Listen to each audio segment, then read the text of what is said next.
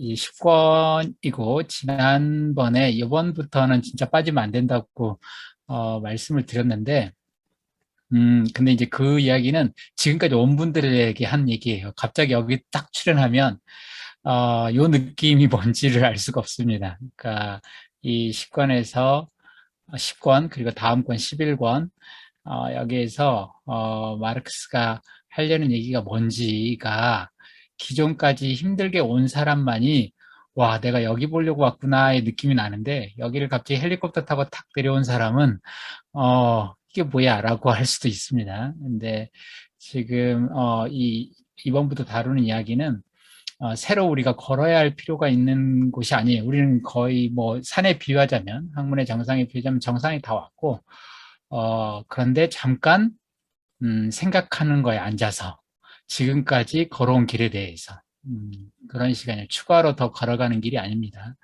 아, 다만 기존에 봤던 우리가 산 정상을 향해서 계속 보고 올라왔다면 이제는 올라서 돌아앉아서 올라온 길을 내려다보는 그러니까 퍼스펙티브만 바뀌는 거예요. 뭐 퍼스펙티브란 말은 너무 대단한 것 같고 그냥 보는 것을 조금 바꿔서 다시 혹은 생각을 한번 해보는 겁니다. 그동안 있었던 일들을. 어, 7편 제목이 이제 자본의 축적 과정이긴 한데 7편에서 자본의 7편이에요. 우리가 오늘 다루는 게 지금 10권 우리 북클럽 자본으로는 10권인데요. 여기에서 말씀드린 것처럼 새로 추가되는 이야기는 하나도 없습니다. 그러니까 지금 자본의 6편까지 해서 자본 1권의 제목이 뭔지 혹시 아시는 분 있을까 모르겠어요. 자본 1권에, 그러니까 자본이 총 3권으로 이루어져 있다는 거 아시죠? 자본 1권, 2권, 3권. 자본 1권에 제목이 있었나? 그냥 자본 아닌가? 자본 1-1, 뭐 이런 거 아닌가? 할 수도 있어요. 물론 처음에 아마 초판 나왔을 땐 그냥 자본이라고 나왔을 겁니다. 근데 이제 1권, 2권, 3권이 나오면서 1권에 붙어 있어요, 제목이. 아마도, 김수행 선생님 책에는 돼 있을 거고, 1권의 제목이 페이지를 넘겨 목차를 보면, 어, 저기 강신준 선생님 번역본이랑은 잘 모르겠고, 막스 앵겔스 저작집에 이렇게 보면 1권을 자본의 생산 과정이라고 되어 있어요, 1권 제목이. 그 얘기는 우리가 다루는 자본 1권은 자본이라는 제목이 붙어 있는데 자본의 생산에 대해서 다룬다 이런 얘기예요. 그럼 또 뭐가 있지? 예, 자본의 유통이 있고 자본을 또 분배해 주는 것이 있습니다. 이게. 그러니까 지금은 자본의 생산, 유통, 분배 뭐 이런 게 있으면 자본의 생산을 다룬다라고 말할 수가 있는 거예요. 그러니까 자본이라고 말했지만 자본을 정의하는 핵심 개념이 잉여가치잖아요. 그러니까 잉여가치가 어떻게 생산되는지에 관한 이야기를 본 거죠. 처음에 잉여가치가 자본이 뭔지, 자본의 잉여가치에서 정의된다라고 했고, 잉여가치는 어떻게 생산되지? 노동력의 사용에 의해서 생산된다라고 했고, 노동력을 사용하는 방법, 효과적으로 사용하는 방법이 있었죠. 예, 그것이 시간을 길게 늘리는 절대적 잉여가치의 생산과 생산력을 높이는 상대적 잉여가치의 생산 이런 게 있었다라고 말을 한 거예요.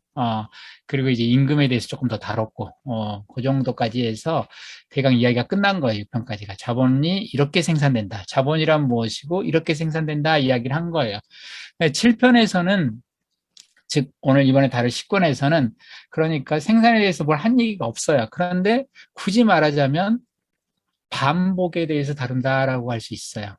철학적 개념으로 굳이 말하자면 자본 10권의 주제는 반복입니다. 그러니까 자본주의라고 하는 것이 그냥 한번 쭉 생산하고 끝나버리면 이거같이 한번 생산하고 딱 끝나버리면 끝이죠. 그냥 그러면 안 되죠. 일이 계속 일어났다라고 하는 거예요. 지금까지 우리가 자본 1편부터 6편까지 지금까지 쭉 봐왔다. 이 모든 일이 지난 150년 동안 계속 쉼없이 반복됐구나. 혹은 지난달에 있었던 일이 이번 달에도 있었구나. 작년에 있었던 일이 올해도 있었구나. 라고. 삼성에 비유하자면 이병철 회장 때 있었던 일이 이건 회장 때 있었고 이건 회장 때 있었던 일이 이재용 회장 때도 부회장 때도 있구나. 라고 하는 이 관점으로 요 하루를 보자는 거예요. 지금 일어났던 일들을. 이게 계속해서 반복된 일이라고. 그래서 아까 이제 자본 7편 제목이 자본의 축적 과정인데 축적이라고 하는 건 뭐냐면 자본은 잉여가치를 생산함으로써 자본이 되는 거잖아요. 그런데 이 일이 계속 반복됐을 때 일어난 일을 축적이라고 부르는 거예요. 그러니까 자본의 재생산, 자본이 100억을 투자해서 110억이 되고 그 다음에 뭐 121억이 되고 계속 이런 식으로 계속해서 몸집을 키워오는데 이 일이 계속 반복됐다라고 가정을 해보면 그것을 축적이라고 부르는 거예요. 그러니까 그래서 이제 7편 제목이 자본의 축적이다. 그거를 말하자면 반복 내지 재생산이다라고 말을 할 수 있습니다. 근데 이 재생산에서 이제 얘기를 하는데 그 비슷하게 사실은 재생산이 이미 암시되어 있긴 했어요. 왜냐하면 자본의 개념 자체가 자본은 어떻게 자본이 되는가 라고 했을 때 어떤 남자는 혹은 어떤 뭐 여자는 뭐 부모는 어떻게 부모가 되는가, 아버지는 어떻게 아버지가 되는가 했을 때 아들을 낳은 거에 의해서 그 아들의 탄생과 더불어서 한 남자는 아버지가 된다 이런 표현을 썼었잖아요. 그런데 이제 우리가 다룰 이야기는 이 아들이 또 아버지가 되는 이야기죠. 7장에서도 그래서 아들과 아버지 얘기가 나오는데 여기 재밌는 편이 나와요. 7편에는 이제 아브라함과 이삭 얘기를 하면서 아브라함이 이삭을 낳고 이삭이 야곱을 낳는다라고 하는 말을 씁니다. 이 7편에서는. 근데 재밌는 것이 그 우리가 사실 다뤘던 거는 아브라함이 어떻게 아버지가 됐냐면 이삭을 낳아가지고 그런 거야 라고 말한 거예요. 그래서 이삭이 아브라함을 아버지가 되게 해줬어. 이게 이제 그 제목 그 지난번 말한 거예요. 이렇게 꼼꼼하게 할지 모르는데 엄밀한 의미에서 아브라함도 아니에요. 그냥 아무렇게나 어떤 남자예요. 진짜 아브라함 얘기는 다음 12권에 나오니까. 근데 어쨌든 다루는데 지금 포인트는 뭐냐면 아브라함과 이삭 사이에 있었던 일이 이삭과 야곱 사이에도 또 있다가 이번에 하는 얘기예요. 그러니까 이삭이 다시 야곱을 낳았다 할 때 이 다시라고 하는 거. 이것이 매우 중요하다라고 말한 겁니다. 이 일이 아브라함과 이삭 사이에 일어났던 일이 다시 이삭과 야곱 사이에도 일어나야 된다. 자본은 생산을 다뤘지만 생산은 다시 재생산된다. 또 일어나야 된다라고 하는 거죠.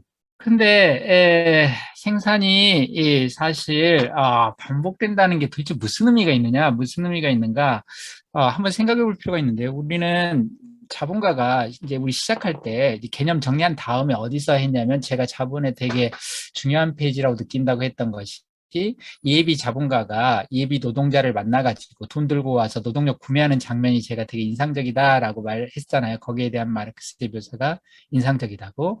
그러니까 시작이 어떻게 됐냐면 처음에 자본가가 시장에 가서 생산수단도 사지만 노동자, 고용할 노동자를 이렇게 만나는 거잖아요. 노동력을 사는 거잖아요. 여기서 시작을 한 거예요. 그래서 원료도 사고 기계도 사고 노동력을 사와서 이제 공장에 왔잖아요. 그게 5장에서 한 얘기였잖아요. 그쵸? 기억나세요? 공장에 와서 우리가 생산 과정이라고 부르는 혹은 가치 증식 과정이라고도 불렀던 그걸 돌렸던 거잖아요. 그쵸? 그리고 나서 물건을 어떻게든 만들어냈겠죠, 마지막에. 그러면 이 물건을 팔아야 되잖아요, 또. 그러면 다시 시장에 가야 될 거예요. 처음에는 사러 그 생산 수단이라는 걸 사러 시장에 갔지만 다음에는 만든 물건을 팔러 가겠죠. 그렇게 따지면 시장에 있다가 유통 영역에 있다가 생산 영역으로 들어왔다가 다시 유통 영역으로 가는 거예요. 그렇죠? 그리고 이제 이 일이 되겠죠. 그런데 이렇게 되고 나면 그래서 판매를 다시 하는데요. 이렇게 하게 나면 돈이 남았을 거예요. 잉여가치라고 하는 이윤이 생겼겠죠. 그러면 이 사람이 이 잉여가치 일부를 만약에 이 땅이라든지 건물을 빌렸다 혹은 기술 특허를 누군가한테 사왔다 라고 하면 로열티를 지불하든지 건물 임대료를 내든지 뭐 해야 될 거예요. 그렇죠? 그래서 지대로 일부 나갈 거예요. 렌트가 그 공장장이 그러니까 자본가가 또 내가 돈이 순 내 돈이 아니고 누구한테 은행에서 좀 빌린 거라든지 누군가한테 투자를 받았다 그러면 그 사람한테 또 이자를 지급해야겠죠. 자본을 빌려 쓴 거니까요. 그래서 또 이자로도 나갈 거예요. 그 물건 판 다음에 돈을 회수했으면. 그리고 일부는 자기가 소비하겠죠. 자기가 이제 개인적으로 뭐 자동차를 사든 여행을 가든 뭐 먹고 살든 자본가가 쓰겠죠. 그리고 남은 돈을 다시 다 또 투자하겠죠. 그러면 그 투자한다는 얘기는 또 유통시장에 가서 노동력 고용하고 생산수단 또 산다 이런 얘기예요. 그러니까 반복된다라고 하는 말은 이 과정이 계속 일어난다 이런 거예요. 이 과정이 계속 일어난다. 그런데 그러니까 지금 잘 보면 지금까지는 뭘 다뤘냐면 여기서 시작을 했어요. 우리가 여기에 생산수단이랑 노동력을 여기서 산 거예요. 그래서 공장에 들어왔어요. 여기가 공장에 들어와서 물건을 팔았어요.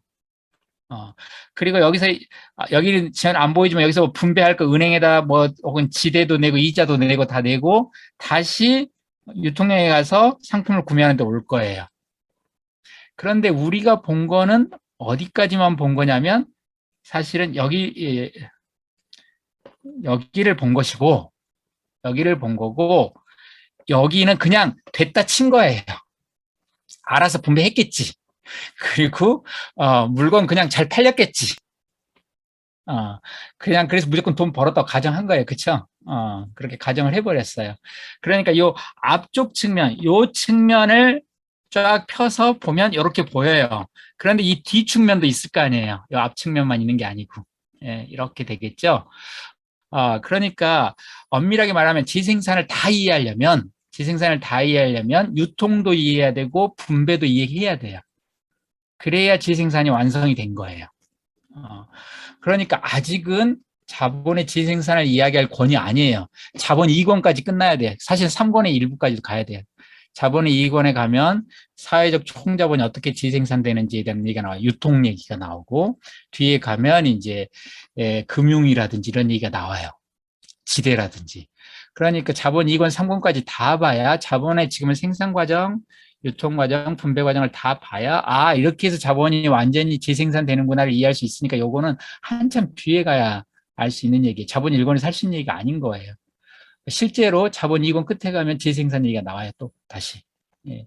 근데 문제는 왜 그러면 아직 공부도 안 해놓고 아직 말도 안 해주고 어떻게 분배가 이루어지는지란 말 아무 말도 안 했으면서 왜 갑자기 여기서 우리는 아직 준비도 안 됐는데 재생산을 겨우 이제 생산하는데 어떻게 노동력을 생산 과정에서 뺑뺑뺑 잘 빨아서 쓰는가 쥐어짜는가만 알지 그 다음 물건 팔아서 어떻게 팔고 어떻게 분배하고 하는지 아무도 모르는데 지금 이야기할 땐가라고 하는데 왜 여기서 지금 재생산을 이야기하는가라고 하는데 엄밀히 말하면 지금 여기서는 재생산을 이야기하는 게 아니에요. 그러니까 이거 뭐야 처음에 재생산 이야기한다고 이제 해놓고 반복이라고 뭐 축적이라고 온갖 말을 해놓고 갑자기 발을 빼느냐 재생산을 이야기는 하는데 재생산 자체에 대해서 이해하는 게 하는 게 아니고 재생산 됐다고 생각하고 생산을 보자 이 얘기예요. 실제 재생산 과정을 분석하는 게 아니고 그러면 그러니까 재생산 과정을 분석하는 게 아니고 재생산됐다고 하는 그런 시각에서 지금까지 일어난 생산을 한번 보자 이런 거예요. 관점만 취하자 이런 거예요. 그런데 마르크스에 따르면 우리가 그런 관점, 머릿속으로 사고 실험만 하고 지금 일어난 일만 보면 똑같은 일인데 완전히 달라 보인다는 거예요. 사태가 완전히 달라 보인다고. 이 일이 세상에 어제도 있었던 거야? 이게 100년 전에도 있었던 거야? 그 일이 지금 계속 반복되고 있는 거야? 라고 하는 것 속에서 지금 일어난 일을 딱 보면 마르크스가 말한 그대로 하면 사태가 완전히 달라 보인다. 이 얘기를 하고 싶은 거예요. 생산의 관점을 취한다라고 하는 거죠. 그러니까 생산을 제대로 이해하기 위해서 재생산의 관점을 취한다 이런 뜻이에요. 그러니까 자본의 생산편에 이 얘기가 들어오는 거예요. 지금까지 우리가 자본의 생산을 바라봤는데 그 자본의 생산을 완전히 다르게 보게 해주겠다.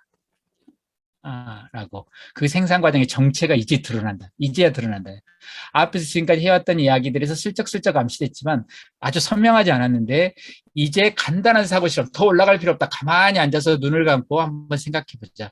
이 일이 계속 반복되고 있다고. 그러는 순간 당신은 뭔가를 알게 된다. 자본의 정체에 대해서 매우 중요한 것들을 알게 된다. 그것에 대해 손을 마르겠다. 그 시야는 그러니까 어제 있던 일이 오늘 또 일어나지만 A 공장에서 했던 일이 B 공장에서도 일어난다. 이렇게도 말할 수도 있어요. 이 일이 여러 곳에서 계속해서 반복되고 있다. 사회 전체적으로. 이런 시각에서 문제를 바라보면 뭐가 달라 보인다라고 하는 건데 근데 이게 되게 중요해. 뭐냐면 마르크스가 사회를 바라보는 매우 중요한 시각이, 비유를 쓰는 게 있는데, 관점이라 그럴까요? 이 재생산의 관점도 매우 중요한 관점이에요. 어떤 사회를 보거나 어떤 배치를 이해하거나 사물을 이해할 때 있어서 이 재생산 관점을 취한다라고 하는 거예요. 그러니까 마르크스의 유명한 비유 중에 하나는 여러분이 이제 북클럽 저번 10권 보면 부록에 이제 제가 써놨는데, 하나는 토대 상부 구조, 이런 말 들어보셨나 모르겠어요. 마르크스에 관심 있는 사람들은 토대 상부 구조란 말이 있어요. 생산력이라고 하는 게 경제적인 생산력과 정확히 말하면 생산력과 생산 관계로 이루어진 어떤 생산이라고 하는 것이 토대를 이루고, 그리고 법률이라든지, 종교라든지, 예술이라든지, 정치라든지, 이런 것들이 상부 구조를 이룬다. 이런 말 들어보셨는지 모르겠어요. 그래서 한 사회의 역사적으로 생산 양식은 토대와 상부 구조로 들어있죠. 사회 구성체라고 하는 게. 그 토대를 이루는 부분은 경제적인 사회 구성체에서 토대를 이루는 부분은 생산력과 생산 관계이고, 위에가 이제 우리가 알고 있는 예술이든 정치든 철학이든 다 좋은데, 다 이런 것들은 법률이든 다 상부 구조라고. 이게 이제 2층 건물이죠. 건축학적 비유로 세상을 이해하는 거예요. 이 건축학적 비유도 되게 좋은 비유예요. 사회를 분석할 때. 우리가 사회를 분석할 때 어떤 모델을 갖고 있는데, 마르크스는 건축학적 비유를 이제 1859년에 이제 정치경제 비판을 위하여라고 하는 책이 있는데요. 거기 서문에 이 도식을 제시하는데, 그래서 알고 보면 먹고 사는 거, 물질적 생산이 중요해. 사회에서 역사를 나누는데, 생산 양식을 중세하고 근대 자본주의를 나누고 이럴 때 다 이 토대가 다른 거야, 라고. 그런데 이 토대 상부 구조 모델은 그래서 어떤 장점이 있냐면, 이 건축학적 비유는 무엇보다 문제의 요소 중에 핵심 요소가 뭔지를 먼저 보여줘. 사회를 규정하는 1차적 요소가 뭔지. 즉, 경제적인 생산, 물질적 생산 있잖아요. 즉 생산력과 생산관계라고 하는 것이 법률이라든지 이런 것보다 더 근본적이구나라고 하는 거. 건물은 아무리 토대 상부 구조를 막 쌓아도 토대가 없으면 사상누각이잖아요. 그렇기 때문에 뭐가 중요한지 한 사회에서 이런 걸 드러낼 때 이 비유가 되게 좋아요. 또 하나는 역사적 변동을 말할 때도 어디에서 문제가 생기는가에 따라서 역사가 크게 변동할 때는 정치 당파가 아무리 바뀌고 법률이 개정되고 이런 것에 의해서 사회가 바뀌는 게 아니고, 생산력과 생산관계가 크게 변화하면, 그러면 이 균열이 상부 구조까지 가서 마치 건물이 붕괴되듯이 한 사회 시스템이 다시 이제 허물어지고 새로 만들어진다, 이런 걸 이해할 때 좋아요. 그런데 이제 이 모델은 뭐라 그러죠? 이런 건축학적 비유라 그럴까요? 이렇게 토대가 있고 상부 구조가 있다. 이런 모델은 이렇게 사회를 분석하고 역사적 변동을 이해할 때 장점은 있지만, 단점도 있어요. 이 비유가 이를테면, 그래 토대가 이렇게 규정을 하는데, 그러면 법률이라든지 정치라든지 철학이라든지 종교나 예술 같은 거 이런 거는 아무런 역할도 못하나? 이 사회에서 뭘 하지? 그러면 이제 이 기능이 이런 게 애매해요. 그래서 상대적으로 토대에 의해서 다 결정나지는 않지만 상대적 자율성이 있다는 등, 혹은 일정한 반작용도 가한다는 등 하지만 뭐가 모호해요. 이 역할이 사회에서 취하는 역할들이 다. 그리고 무조건 다 먹고 사는 경제적 생산 문제로 다 규정되나? 예술이나 이런 것도 이것도 좀 불분명하고, 상대적으로 약간 자율성은 있어. 그게 얼마만큼 자율적인데 말 못해요 다. 그런데 마르크스가 드는 매우 중요한 비유 중에 하나가 지금 이야기하고 있는 재생산이라는 관점 있잖아요. 재생산이라고 하는 것은 마치 유기체를 바라보지 보는 거예요. 건축학적 비유가 아니에요. 생물학적 비유죠. 재생산이라는 건 한 생명체가 있을 때 매번 그 생명이 재생산된다는 관점에서 바라보는 것. 그렇게 되면 여러 가지 것을 이해할 수가 있는데, 아까 이 상부 구조라고 그냥 퉁 쳐버렸지만, 사실은 어떤 요소가 더 핵심인가 이거보다 이것들이 서로 어떻게 관계를 서로 맺고 있는가가 더 중요해요. 지생산에서. 그리고 설령 심장이 생명체 제일 중요한 거 아니야? 그렇다 하더라도 위장에 문제가 생겨서 음식을 흡수 못하면 결국 심장도 먹게 돼 있어요. 즉, 이 각각의 기관들이 어떻게 서로 관계를 맺는가, 그리고 이것이 계속 재생산되려면 어떻게 되는가. 어떻게 되냐면 위장에서는 계속 음식이 공급돼야 되고, 호흡기관으로는 계속 산소가 공급돼야 되고, 그 배설기관은 계속 나가야 되고, 이 역할들이 있어야 심장도 계속 뛰고 그래야 생명체가 계속 재생산될 거 아니에요. 그래서 이걸 비유하자면 사회에서 교육기관에서 계속 교육이 돼야 노동력이 재생산될 수 있고 노동력이 공급돼야 뭐가 되고 문화기구에서 예를 들면 노동자의 심성이라든지 이런 것들이 만들어져야 되고 이런 일들이 적극적으로 되지 않으면 이 시스템은 돌아갈 수가 없구나라는 걸 알게 돼요. 그래서 각각의 요소가 어떻게 관계를 서로 맺고 있고 그 관계가 어떻게 재생산되기 위해서 어떤 역할을 하는가라고 하는 점을 알 수가 있게 해줘요. 그 흐름 속에서 계속 시간 속에서. 그래서 이 재생산이라는 관점에서 문제를 바라보는 것도 되게 중요합니다. 어떤 걸 바라볼 때 이 비유가 건축학적 비유가 해결할 수 없는 많은 것들을 재생산이라는 비유가 많이 해결해주고 그런 관점에서 이해했을 때 뭐 이를테면 국가의 어떤 적극적인 역할이라든지 예전에 루이 알티세르라고 하는 사람이 쓴 유명한 논문 이데올로기 국가장치, 이데올로기적 국가장치라고 하는 그런 거 있잖아요. 이런 것들 국가가 종교라든지 교육기관이라든지 가정 속에서 어떻게 혹은 노동력의 어떤 능력이 연주할 때 노동력 재생산에 직접 관여하게 되는가. 그리고 노동력 재생산은 자본주의에 아주 중요한 거니까요. 이런 것들을 드디어 파악하게 해준다. 재생산의 관점에 섰을 때. 그러니까 그 건축학적 비유도 중요하지만 건축학적 비유에도 매우 중요한 문제가 있을 수 있어요. 장점도 있지만. 그래서 재생산 모델은 그것과 좀 다른 시점에서 다른 시각에서 사회를 바라보게 해준다. 재생산의 관점에서 문제를 바라본다는 건 도대체 뭐냐 이제 들어가면 딱 마르크스가 두 가지 얘기를 하고 있어요. 하나는 전체를 바라본다라고 하는 거다. 전체. 예, 그러니까 개별 자본, 개별 공장이 아니라 전체적으로 재생산된다라고 하는 거예요. 왜냐하면 자본주의가 전체적으로 재생산 안 되면 어떤 기업 하나가 재생산될 수 없어요. 이를테면 지금 자본주의 사회가 아니에요, 이제 갑자기. 그러면 현대 자동차가 자본주의 기업으로 존재할 수 있을까요? 우리 사회가 이미 자본주의가 아니게 돼버렸는데. 불가능하죠. 그러니까 재생산이라는 것은 어떤 개별 기업의 문제가 아니라 전체 시스템의 재생산.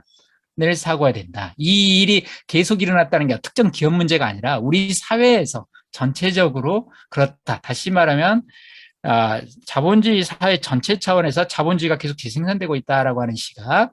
두 번째는 시간의 흐름 속에서 한두 번 일어난 게 아니라 계속 일어났다라고 하는 거예요. 그러니까 사회 전체로 본다는 얘기를 조금 달리 말하면 총자본의 입장에서 혹은 개그로 말하면 자본계급 전체랑 노동자계급 전체의 관계에서 문제를 바라볼 것. 또 하나는 이 일이 끊임없이 반복되었다고 시간적으로. 그러니까 전체적으로 사회적으로 혹은 전체적으로 그다음에 시간적으로 계속 일어났다라고 문제를 바라보면 된다 이런 거죠. 그러면 달라진다. 자, 뭐가 달라지느냐? 첫째, 독립성의 가상이 사라진다라고 했는데요. 마르크스가 이 책에 처음 나갈 때 우리가 재생산을 바라본다라고 할 때 어떤 사회 형태도 자본주의를 포함해서 모든 사회 형태는 그게 계속 유지가 되려면 그럼 봉건제 사회도 봉건제가 계속 재생산됐을 거예요. 계속해서 영주도 재생산되고 농노도 재생산되고 그 시스템 자체 장원 경제가 계속 재생산돼야겠죠. 서구의 경우에. 조선시대도 마찬가지고 조선이 500년 갔다는 얘기는 조선이 500년 동안 재생산됐던 거예요. 계속. 이런 관점에서 이해해야 돼요. 그것도 전라도에서만 재생산된 게 아니고 예를 들면 함경도에서도 재생산돼야 돼요. 이렇게. 예, 전체 규모에서 계속해서 시간적으로 재생산된다라고 하는 거예요. 이거는 자본주의에만 해당되는 얘기가 아니에요. 그냥 마르크스는 어떤 사회 형태든 재생산이 되려면 그냥 크게 봐서 두 가지가 있다. 물자가 재생산돼야 되고 구성원이 재생산돼야 된다. 라는 거예요.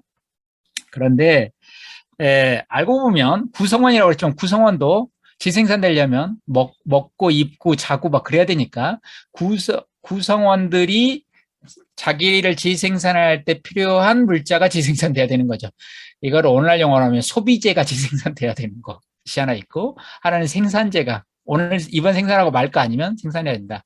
다시 말하면 쌀 농사에 비유하자면 지금 사람들이 재생산돼야 된다는 얘기는 사람들이 당장 먹어야 할 쌀이 생산돼 있어야 된다. 계속 매년 재생산돼야 된다. 사람들이 먹고 살 쌀이요. 그런데 또 하나는 그걸 다 먹어치워버리면 안 되잖아요. 그러니까 사람들이 먹고도 다음에 쓸 씨앗도 재생산돼야 돼요. 그 여분이 더. 그래야 내년에도 또 심을 거 아니에요. 그 씨앗에 해당되는 게 원료 생산재이고 지금 먹어치우는 것이 소비재겠죠. 말하자면. 이렇게 단순하게 했지만 농기구도 재생산돼야 되고 뭐 여러 가지 있을 거예요. 그래서 두 가지 측면에서 보자면 생산 수단이 재생산돼야 되고 씨앗용 쌀, 벽시 또 생산은 인간이 재생산돼야 되지만 이 인간은 인간이 쓸 물자, 소비재가 재생산돼야 된다라고 할 수 있어요. 크게 말하면 생산재와 소비재가 다 재생산돼야 된다라고 말할 수 있습니다. 생산 수단이 재생산돼야 된다라는 거예요. 그런데 그래서 근데 이게 요까지 이해되시죠? 이건 어느 시나 조선시대도 그래야 돼요. 조선시대도 우리는 자본주의 아니니까 내년에 심을 씨감자 다 먹어 치워버리자. 그럼 재생산 안 돼요. 그냥 망합니다. 이건 어떤 사회나 마찬가지예요. 역사 자본주의와 상관이 없어요. 자본주의도 여기에 들어있어요. 자본주의 포함해서. 그런데 자본주의에는 다른 점이 하나 있어요. 자본주의는 자본이 재생산돼야 되잖아요. 근데 자본은 물론 자기를 현물 상품으로도 나타내지만 결국 자본가의 목적은 뭐냐면 이게 자본 형태, 가치 형태로 자기한테 돌아와야 되잖아요. 가치, 증식된 가치로 돌아와야 되잖아요. 그러니까 100억을 투자했으면 이 100억이 돌아와야 다음에 또 투자를 할 거 아니에요. 이거를. 이게 안 돌아오면 자본이 재생산이 안 되면 꽝인 거죠. 아무리 풍년이어도 분명히 현물은 엄청 생산됐지만 먹을 것 많지만 돈이 결국 판매가 안 돼서 내 수중에 안 돌아온다. 그럼 이 자본가는 재생산 실패하잖아요. 이런 것처럼. 그래서 가치가 재생산돼야 돼, 자본주의에서는. 가치가 재생산돼야 됩니다. 근데 이게 가치가 재생산된단 말이 투자한 가치가 손실이 없이 다 돌아와야 된다 이런 얘기인데요. 투자한 가치가 회복돼야 된다. 그런데 그걸 방금 생산재도 생산해야 되고 소비재도 생산해야 된다 이런 표현을 썼잖아요. 그러면 이 가치도 생산재에 들어간 가치도 다 돌아와야 하고 소비재에 들어간 가치도 돌아와야 된다 이렇게 말할 수 있어요. 가치로 보면, 돈으로 보면. 그러면 한번 단순하게 아주 최소 수준에서 막 증식 안 하고 100억 써서 100억은 최소한 돌아와야 된다. 라는 관점에서 이걸 단순 재생산이라 그래요. 이제 늘어나면, 근데 자본주의는 이거보단 더 늘어나야 되죠, 사실은. 100억 투자해서 100억 벌려고 누가 뻘짓 하겠어요? 100억 투자했으면 110억은 벌어야지, 최소한. 예. 근데 그냥 아주 계산을 단순하게 해서 100억만 돌아온다 치더라도 이게 간단치가 않은 관계가 있어요. 무슨 말이냐면, 생산자 아까 씨앗용 벽시를 포함해서 뭐 그 여러 가지 생산에 필요한 생산수단들, 생산재들이 있겠죠. 먹어치우는 거 말고요. 생산에 필요한 것들이 있는데 그것들의 가치 기억나시는지 모르겠어요. 생산물의 가치 기억나세요? 와, 우리 6장에서 했었는데 거의 기억을 못 하실 가능성이 무지막지하게 큰데 생산물의 가치는 어떻게 되느냐 그러면 막 이렇게 썼던 거 기억하시고 계세요? 생산수단의 가치, 원료하고 기계, 노동력의 가치, 그리고 여기다 잉여 가치. 그러니까 물건값이 어떻게 정해지냐? 그럼 여기 원료값, 인건비, 자본과 잉여 가치. 이렇게 들어가서 물건값이 만들어진다. 기억나세요? 이게 생산물의 가치. 가치 생산물과 구별해야 된다고 제가 말했죠. 가치 생산물은 요거. 요 C는 이전에 생산돼서 다 끝난 거. 이런 걸 배운 적이 분명히 있어요. 생산물의 가치. 그거를 지금 생산재라고 해서 소비재 생산재를 구별하려고 1, 2만 붙인 거예요. 생산재를 1부분이라고 그러고 소비재를 2부분이라고 보통 부르거든요. 그래서 1, 2만 붙인 거니까 생산재, 한 사회에서 생산한 생산재들을 다 더한 걸 그냥 치는 거예요. 거기에 들어가는 그것도 뭐 기계를 생산할 때도 생산수단이 들겠죠. 기계를 생산하는 기계가 있어야 될 테니까. 뭐 하여튼 원료, 거기 노동력, 거기 자본가, 중화학공업에 있는 그 자본가들 이렇게 하면 이런 식으로 쓸 수 있을 거예요. 생산자의 가치를 할 수 있겠죠. 방금 봤잖아요. 물건값 어떻게 정해지는지. 예. 그럼 소비재도 똑같이 그렇게 정해지겠죠. 라면을 만들 때 라면 재료값, 기계값, 뭐에 인건비에다가 잉여가치 이렇게 더하면 라면값 나오겠죠. 자, 그러면 이렇게 생각하는 거예요. 뭐냐면 생산재가 다 팔려야 돼요. 그래야 생산재에 쓴 돈이 돌아올 거 아니에요. 그렇죠? 그럼 생산재가 다 팔려면 생산재의 가치가 얼마냐면 여기 이 한사의 생산재는 딱 두 개예요. 생산수단은 C1과 C2가 생산수단이에요. 이 생산수단이 다 팔릴 때 생산수단의 가치 다 팔리는 거는 생산재의 원래 총 가치하고 요거 생산재 라면 만드는 기계든 기계 만드는 기계든 한 사회에서 그해 생산된 기계들의 총 가치는 이건데 이거를 생산재들의 가치를 위해서 이렇게 말했으니까 이렇게도 쓸 수 있어요. 와, 이 말이 너무 어려울까요? 방금 위에서 말했잖아요. 생산자의 가치는 이거라고. 그런데 그냥 생산자 요소들을 각각 떼서 보면 이렇게도 쓸 수 있다고. 이 두 개가 같아야 된다면 이거는 이제 초등학생도 풀 수 있는 식이죠. 예. 못 풀겠다고요? 두 개 없애면 되죠. 그러면 V1, M1은 C2 나오죠? 이렇게 생각해도 되고, 그건 기계만 한 거 장난친 거 아니야? 그냥 소비재로 기준, 소비재로 해도 마찬가지예요. 한 사회 소비재들은 요거잖아요. 그런데 소비재라고 하는 거는 노동자가 다 자기 먹고 쓸 거에 다 썼다고 치고, 소비했다고 치고, 자본가도 여기 이름 붙으면 기계 생산하는 쪽에서 고용된 노동자들이 다 자기 노동력 생산으로 다 소비했고, 자본가들도 다 이윤 가지고 다 소비했다고 치고, 또 소비재 부분의 노동자도 다 소비하고 소비재 부분의 자본가도 다 소비했다고 치자라고 하는 거예요. 그러면 소비재가 다 소비됐다. 그 해에 나온 가치대로. 이렇게 하면 이것도 초등학생이면 다 할 수 있는 것이죠. 어떻게 하느냐 하면, 왜 내가 이런 계산을 하는지 모르겠지만, 이렇게 없어지니까. 또 이 식이 나오는 게 뭘로 하든 생산재를 기준으로 하든 소비재를 기준으로 하든 이런 식이 나와요. 자, 이거는 중요한 게 아니에요. 그냥 단순재 생산이라고 하는 건데요. 가치가 100억 투자해서 100억 나온다고 가정할 때 최소한 100억은 나와야 되니까 라고 할 때 한 건데, 이 말이 무슨 의미인지를 아시겠어요? 지금 여기 도달한 이 정식이. V1은 뭐냐면 일부분, 그러니까 생산재를 생산하는 산업 부문의 노동자들의 임금 총액이에요. 요거는 생산재를 생산하는 자본가들의 이윤 총액이에요. 그 둘을 더한 것이 소비재 생산하는 데 드는 생산수단의 가치 총액하고 같아야 된다는 거예요. 그럼 이상하잖아요. 일 부문의 노동자와 자본가들이 받아들인 소득의 총액, 국민소득이죠. 말 그대로 국민소득 아니요. 그쪽 분야의 총소득이 이쪽에 이 부분의 생산재의 생산물의 가치하고 생산수단의 가치하고 같아야 된다, 총액과. 되게 신기한 거예요. 왜 이 얘기를 내가 하고 싶냐면, 이게 뭐, 대단한 게 아니라, 지금 아주 단순한 재생산의 경우에만 는 투자한 돈 그대로 돌아왔다라고 가정만 했는데도 생산재를 하는 영역과 이쪽은 생산재 영역이거든요. 소비재 영역이 긴밀하게 관계가 있다는 거, 어떤 관계를 맺고 있다는 거예요. 그냥 언뜻 보면 그냥 소비재 생산하는 경공업이든지 뭐 하여튼 우리가 쓰는 거 생산하는 쪽에서 일어난 일과 저기 뭐 중공업이든 혹은 생산재를 생산하는 여러 가지 뭐 원료를 생산하든 뭘 생산하든 쪽에서 일어난 일이 각각 개별 자본가나 그 노동자들은 별 관심도 없고 관계가 없어 보이지만 둘은 밀접하게 관계가 있다는 게 자본주의 체제 안에서. 다시 말하면 이쪽이 너무 과잉 생산돼 버렸다. 이 부분에 쓸 기계류가 혹은 원료가 너무 많이 생산됐다. 그게 일부분의 사람들이 받고 있는 임금이라든지 거기서 취하는 이윤의 양보다 이 부분에서 쓸 생산 수단의 양이 과도하게 생산돼 버렸다든지 뭔가 어떤 비율이 있어야 되는데 그걸 안 지키게 되면 우리는 모르지만 알 수 없는 이유로 공황이 생긴다는 거예요. 공황. 이런 걸 마르크스가 불비례 생산의 불비례, 부문별 불비례.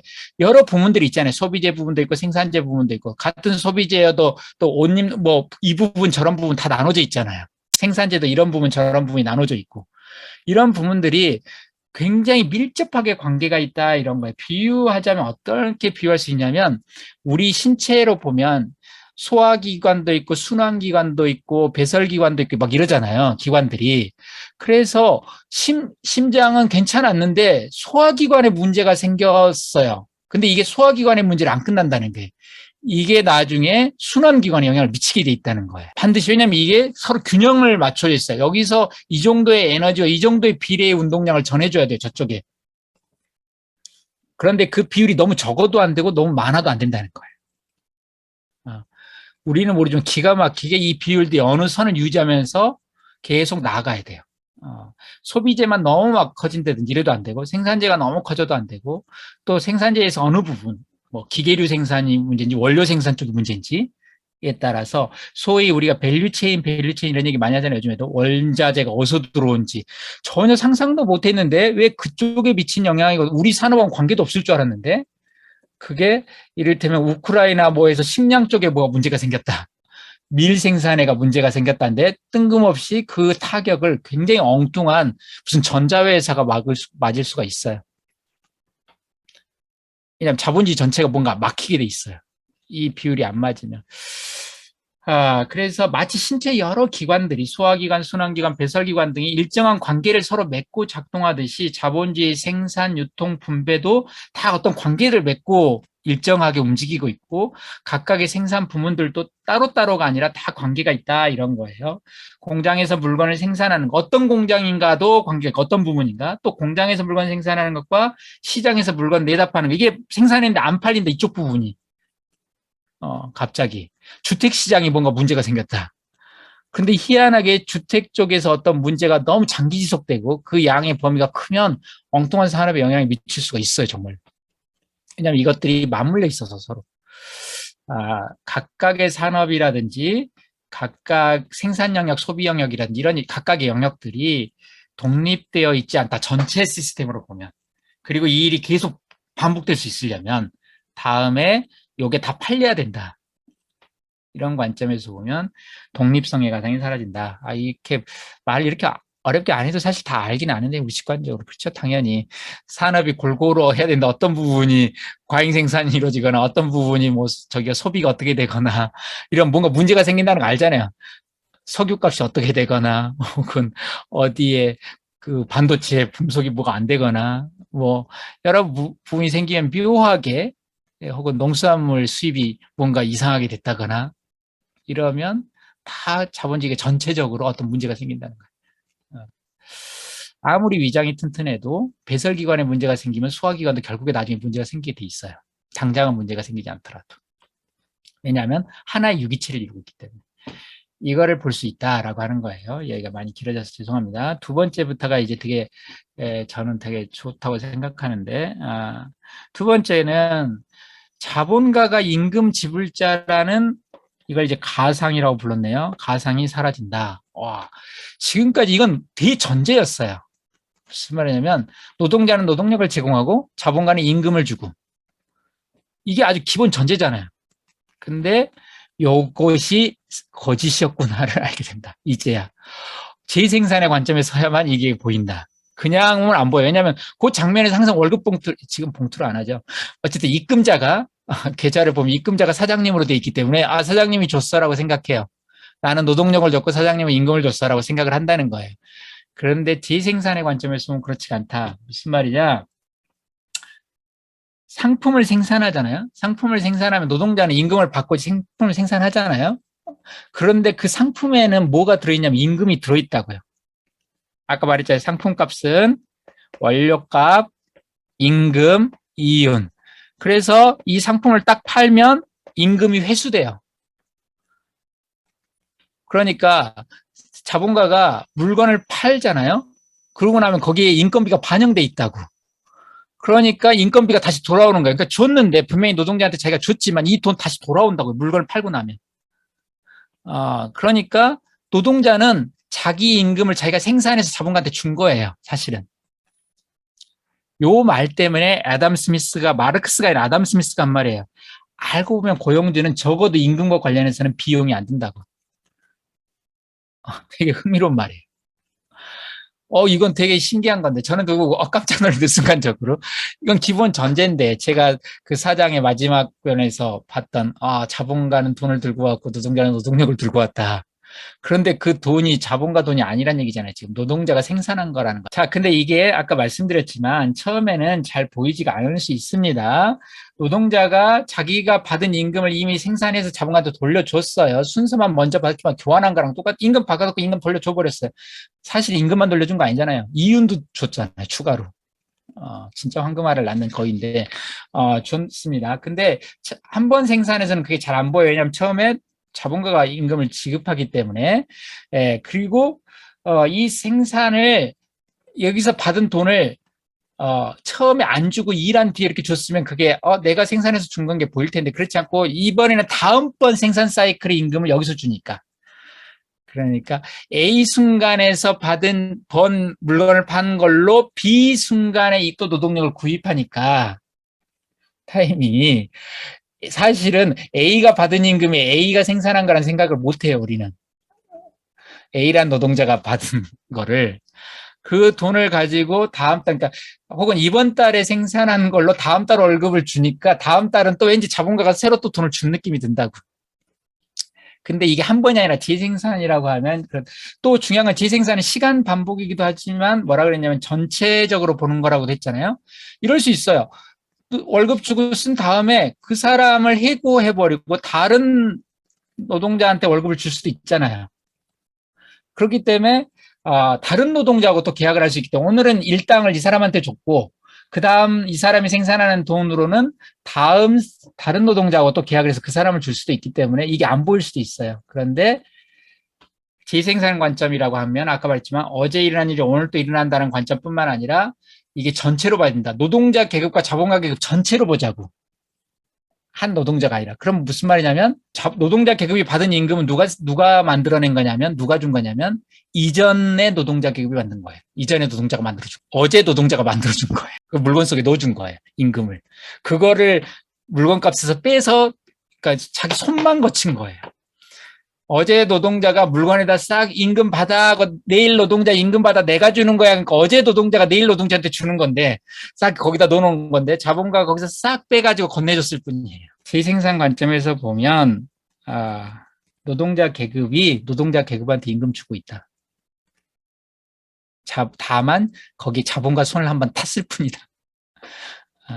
자본가한테 주고, 그러니까 자본가한테 물건 값을 주는 순간 원료값 다 청산되고, 물건값을 노동자가 그 노동력으로 물건의 가치를 다 생산하잖아요. 그 가치에 임금, 이윤까지 다 해서 돈을 준 거예요. 그러니까 택시가 산학금 막 할 때, 예를 들면 다 받아서 자기 임금목, 그러니까 고용할목, 뭐 택시 저기 할목, 다 해서 총액 얼마야 하고 다 준 거예요. 그걸 다시 나눠줄 뿐이에요, 자본은. 다시 임금목, 이윤목 이렇게. 노동자에게 임금을 지불하는 것은 그래서 노동자 자신이다. 서글픈 거는 뭐냐?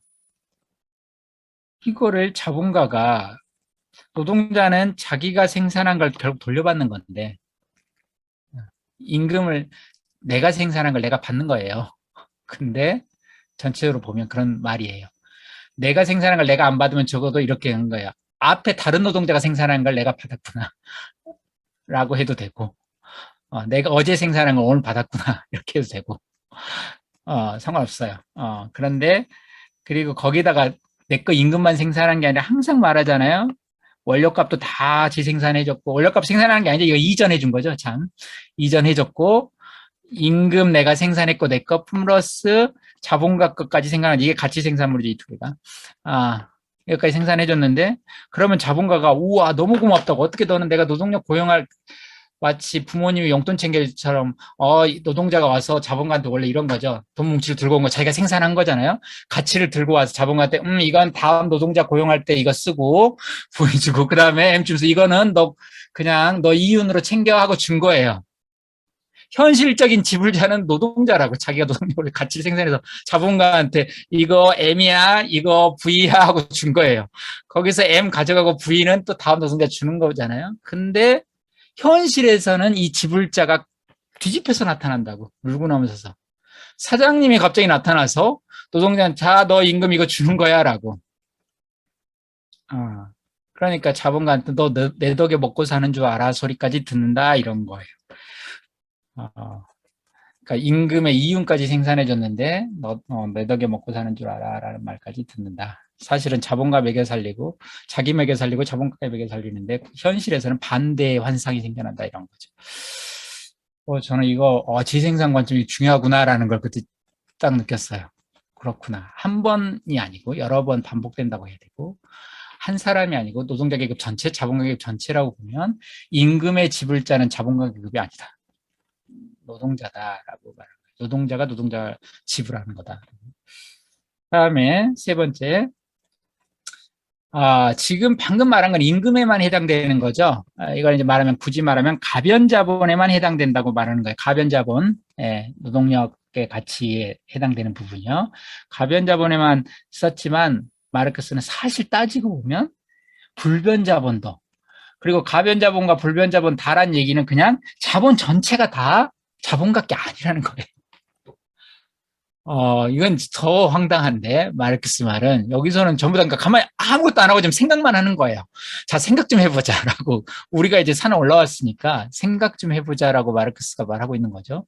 임금만인 줄 알았는데, 그래, 임금 빼고 그럼 기계값 냈고, 뭐 원료값 냈던 그 돈은 어디서 났느냐?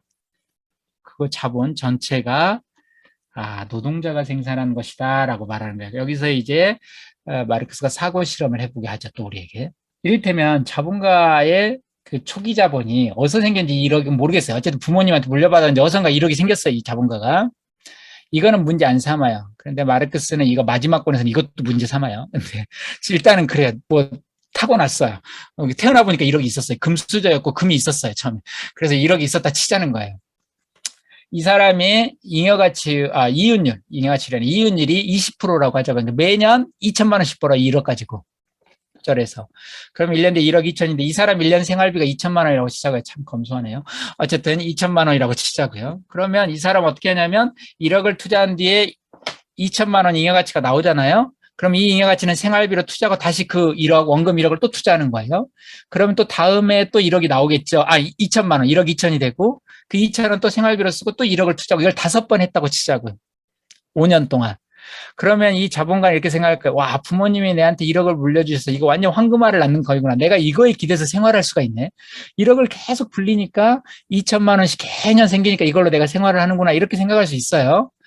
근데 그 1억이 그래서 부모님 물려준 돈이라고 계속 생각할 수 있는데 마르크스 말 이게 천만의 말씀이라는 거예요. 이런 식으로 생각해 보자는 게 자본가가 아니고 어떻게 하냐면 투자를 한 게 아니고 내가 돈을 빌려서 생활한다고 생각해 보자는 거예요. 친구한테. 다만 1억을 어디 금고에다 철제 금고에다 1억 원을 딱 넣어놨어요. 부모님이 주신 돈을 절대 안 쓰려고. 그리고 매년마다 친구한테 2천만 원씩만 빌려 쓰기로 했어요. 첫째 2천만 원 빌려서 생활하고 두해 2천만 원 빌리고 생활하고 했어요. 그래서 5년이 지났어요. 그러면 1억 원을 빌려서 쓴 거예요. 그러면 무슨 일이 발생하냐면 그렇지 본인 생각은 이럴 거야. 저기 철제금고에는 1억은 그래도 그대로 있는 거야 라고 말할지 몰라요. 그런데 친구 생각은 달라요. 그 돈 이제 내 돈이야 라고 그러는 거예요. 너 1억 다 썼어. 너 금고에 있는 돈 내한테 채무가 1억이 이미 쌓였으니까 그 돈이 내 돈이야 라고. 즉 아무리 튼튼한 금고에 넣어놨어도 임자가 바뀌어요 그냥. 자, 이게 무슨 말이냐면 네 재산은 그럼 내 재산인데 아니 네 재산은 이미 생활비로 다 빠져나간 거야. 네 채무가 1억이 됐고 그 내가 채권을 행사하면 그 1억은 내 거야 이제. 라고 되는 것처럼 아까 1억 원을 잊고 계속 투자를 해서 내가 2천 나온 거 잉여가치만 썼어 라고 말하지만 반대로 볼 수도 있죠. 부모님이 주는 돈을 5년에 걸쳐서 2천씩 써서 1억 다 썼고 그 1억은 그건 뭐냐? 노동자들이 생산하는 잉여가치가 매년 2천씩 돼서 1억이 된 거다. 라고 보는 거죠. 그러면 마치 금고에 부모님이 준 돈 현찰 그대로를 금고에 넣어놨어도 그 돈의 성질이 내 돈이 아니라 이제 친구의 돈이 되는 것처럼 내가 돈을 빌렸던 친구의 돈이 되는 것처럼 자본가가 계속 1억을 똑같이 투자했다 하더라도 이 돈의 성질은 이미 변했다는 거예요. 막스 말은. 이미 이것은 노동자가 생산한 잉여가치에 5년치에 해당된다고. 그 얘기는 노동자가 생산한 돈으로 바뀌었다라고 봐도 좋다는 거예요. 그가 갖고 있는 돈이다.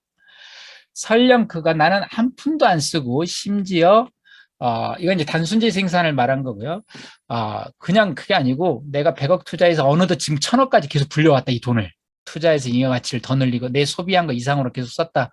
그렇게 해도 그럼 무슨 문제가 생기냐면 그래 처음 1억은 처음 100억은 부모님한테 했다고 치자. 그건 안 건드릴게. 그런데 네가 지금 1000억이 됐고 1조가 됐다. 그럼 1조 원에서 그 100억 가치는 1%인가요? 어쨌든 그거밖에 안 된다. 무슨 말이냐면 처음 그 돈, 예를 들면 삼성이든 현대든 처음 시작한 돈은 그래 네 돈이라고 치자. 그런데 지금 그렇게 해서 늘려온 잉여가치 계속 늘려온 거 있잖아요. 그것에 비하면 요 처음 돈은 거의 무시할 정도로 이제 작다. 액수가. 그 얘기는 갖고 있는 자본의 대부분이 축적을 통해서 만들어진 것이고 축적을 통해 만들어졌다는 얘기는 다 잉여가치는 뭐냐면 대가 없이 가져간 돈이에요. 이걸 뭐라고 불렀냐면 막스가 불불노동 혹은 미지불노동이라고 불렀어요. 기억나세요? 그러니까 가치 생산물이 있으면 이렇게 돼 있잖아요. 12시간 하면 6시간, 6시간. 요거는 노동자한테 가치를 지불하잖아요. 요거는 상관없잖아요. 노동력의 가치 이상으로 자기가 뽑아낸 거여서 대가를 따로 지불하지 않은 노동이라 그러잖아요. 이런 걸 미지불 노동, 불불노동이라고 부르는데 다시 말하면 요게 쌓여 있는 거예요. 그러니까 자본가가 갖고 있는 돈 중에 대가 없이, 대가에 대한 지불 없이 가지고 온 돈인 거죠. 그 정체가. 그 얘기는 노동자가 생산한 잉여가치이고 타인의 노동에 어떤 대가를 지불하고 않고 가져온 돈. 근대 부르주아 사회에서 자기 재산의 관념은 딱 두 가지밖에 없어요, 원래. 뭐가 있냐? 하나는 자기 노동으로 생산한 거, 로크가 말한 거에 따르면 자기가 일해서 만든 건 자기 거예요. 저기 시냇물이 흐르는데 그 물을 자기가 떠왔다. 자기 힘으로 떠왔다. 그럼 자기 거다. 라고 하면 맞아요. 자기 거. 그거 팔아서 생수 팔아서 뭘 했다. 그거 자기 거라고 인정해줘요. 근데 자, 물을 떠온 거 자기 노동으로 만드는 생산물은 자기 거다. 그런데 내 노동 생산물이 아닌데 내 것으로 만들 수 있는 방법이 있다. 그건 딱 하나밖에 없어요. 교환하는 거. 내가 가서 옷은 내가 안 만들었지만 아까 떠온 물을 팔아서 옷을 가져왔다. 그럼 그것도 내 것이 맞아요. 즉 자기가 생산하거나 자기 생산물을 타인 것과 교환했을 때만 내 사유재산으로 정당화될 수 있어요. 그런데 요 방금 자본이 갖고 있는 사적 소유물인 그 자본, 재산, 총 재산은 처음 그 초기 씨앗 돈은 빼고 나머지 돈은 다 잉여가치가 축적된 것인데 그렇게 바라본다면 그 잉여가치에는 교환 대가물이 없어요. 바꾼 게. 그래서 대가 없이 축적된 타인의 노동이다라고 말하는 거예요. 그런 점에서 자본가는 그 돈으로 다시 등가 교환, 다음에 다시 생산수단 사고 노동력을 그 돈으로 샀다 할지라도 그 돈은 그 순간으로는 등가 교환을 보이지만 노동력의 가치가 100만 원인데 100만 원 줬다. 그럼 등가 교환을 보이지만 애초에 이 들고 온 100만 원이 대가 없이 받아왔던 축적했던 그 돈으로 산 거기 때문에 이 교환 장면이 아니라 그 가지고 온 돈으로 보면 대가없이 취한 돈으로 대가를 지불한 셈이다. 이게 이제 마르크스가 비유를 하는 게 자주 쓰는 게 마르크스는 자본을 로마에 많이 비유합니다. 로마인들과 소아시아는 그 아시아 지중해 쪽으로 그 가면 중동 지역 오늘 우리가 말하는 그게 이제 소아시아 지역인데 거기가 이제 로마의 식민지였는데 세금을 왕창 해서 항상 착취해서 로마가 뜯어갔다는 거예요. 갖다 바치라 그래가지고 엄청 뜯어가요. 그런데 또 교역도 많이 했는데 교역을 하는데 소아시아 상인들이 물건값을 많이 막 부풀려서 받았대요. 로마인들한테. 로마인들 그냥 사는 거예요. 자유롭게. 그래서 소아시아 상인들은 되게 좋아했다는 거예요. 그런데 마르크스는 이게 되게 어이없는 짓이다라고 그랬어요. 왜냐하면 로마인들은 소아시아 상인들한테 값을 제대로 지불했어도 혹은 심지어 지불한 정도가 제대로 지불한 정도가 아니라 웃돈까지 주고 속아가지고 돈을 더 줬다 하더라도 그 돈은 애초에 소아시아인들로부터 착취한 돈이라고. 로마인들이 갖고 있는 돈은. 그러니까 소아시아인들이 와 내가 로마인들한테 비싸게 팔아서 좋아하는 거 뭐 그럴 수 있지만 잘 알고 있어야 되는 건 너희들이 애초에 그 뺏긴 돈으로 산 거라고. 자, 말하자면 구매자와 판매자는 원래 원칙이 자본주의 등가 경영이란 뭐냐면 구매자가 자기 돈을 들고 와서 판매자의 물건을 가져가면서 구매자가 그걸 지불해야 되는 거예요. 그런데 지금 마르크스 말은 무슨 말이냐면 이게 어떤 메커니즘을 통해서 판매자한테 가져온 돈이 이 돈이. 그래서 판매자한테 가져온 돈으로 구매자가 판매자의 물건을 사는 꼴이라는 거예요. 그러니까 겉보기에는 뭔가가 등가 교환인 것 같지만 그 장면은 딱 판매자가 구매자한테 사는 그 장면은 등가 교환이지만 이 구매자가 이 구매할 돈을 어디서 갖고 왔을까 하면 이 판매자한테 갖고 온 거라는 거예요. 마르크스 말은. 노동력을 살 돈을 사실 노동력의 사용으로부터 갖고 온 돈이라고 이 돈이. 잉여가치라고. 이걸로 샀기 때문에 그런 의미에서 대가 없이 취한 돈으로 대가를 지불하고 있는 거라고 그걸 모르겠냐고. 그게 소아시아 되게 식민지 관계에서 이런 게 많아요. 식민지 사회에서 이를테면 일본과 한국이 시장에서 다 제값 줬다고 쌀값 제대로 지불하고 다 사갔는데 방공령 그거 뭐 하면서 이제 뭐 국물 나가는 거 막았다 그러는데 식민지 관계가 비리칭적이어서 애초에 자본의 흐름이 그쪽으로 가게 돼 있으면 그 사람들이 그 돈으로 대가를 지불하고 산다 하더라도 그 돈의 출처가 또 다른 의미에서 어떤 착취 메커니즘에 끼어 있으면 부등가 교환의 기초에서 등가 교환이 이루어지는 정확히 말하면 대가를 지불하지 않은 것으로 확보한 돈으로 대가를 지불하고 있는 그런 시스템일 수가 있다 이런 거예요. 식민지 관계에서 잘 나타난다라고 마르크스는 로마와 소아시 얘기를 한 거고요. 월급 준 돈, 그 돈 내가 준 돈인데 제가 내가 준 돈으로 나를 고용한 거야 이고 더 나아가면 애초에 제가 갖고 있는 돈이 다 월급뿐만 아니라 물건 사든 뭘 사든 쟤는 지가 만들어낸 돈 아니다 저 돈. 그 돈으로 대가 지불 없이 취한다. 즉 잉여가치라는 게 대가를 지불하지 않은 미지불 노동, 불불노동이니까 미지불한 걸로 그걸로 지불한다. 미지불한 걸로 확보한 돈으로 지불한 거다라고 하는 이거니까 되게 그렇구나. 이게 이제 자본의 착취적 성격이라는 게 이런 거다라고 말을 하는. 네이버 검색창에 인문공간 세종을 검색하세요.